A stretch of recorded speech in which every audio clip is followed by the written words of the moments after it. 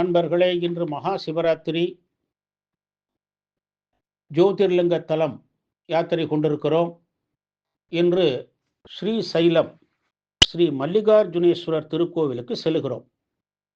ஆந்திர மாநிலம் கர்னூல் மாவட்டத்தை நந்தியால் அருகில் நல்ல மலை தொடரில் இந்த கோவில் உள்ளது. சக்தி பீடத்தில் இது பிரம்மராம்பிகை பீடம். அர்ஜுனம் என்றால் மருதமரம். அதனால் இந்த தலம் மல்லிகார்ஜுனம் என பெற்றது. சந்திராவதி என்னும் பெண் மல்லிகை மலர்களால் அர்ச்சித்து வழிபட்டு அருள் பெற்றதனால் மல்லிகார்ஜுனம் என பெற்றது.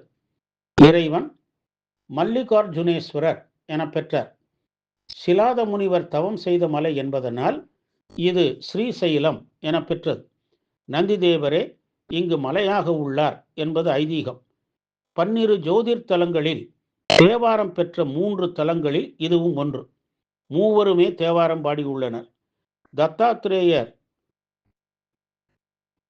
மரமும் கரவீர மரமும் இங்கு உள்ளன. மருத மரமே தலவிருட்சம். தேவார பதிகங்களில் இது திருப்பதம் பருப்பதம் எனப்படுகிறது. மலை அடிவாரத்தில் கிருஷ்ணா நதி ஓடுகிறது. இதன் தென்கரையில் கோவில் உள்ளது. வைடூரிய சிகரம், மாணிக்க சிகரம், பராபாளி சிகரம், பிரம்ம சிகரம், ரௌபிய சிகரம், க்ஷேமா சிகரம், மரகத சிகரம், வஜ்ர சிகரம் என்னும் 9 மலை சிகரங்கள் உள்ளன.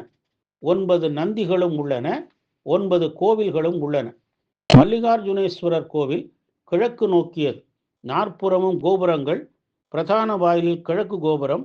ஆலய வாயிலில் கல்லால் ஆன பெரிய நந்தி உள்ளனர்.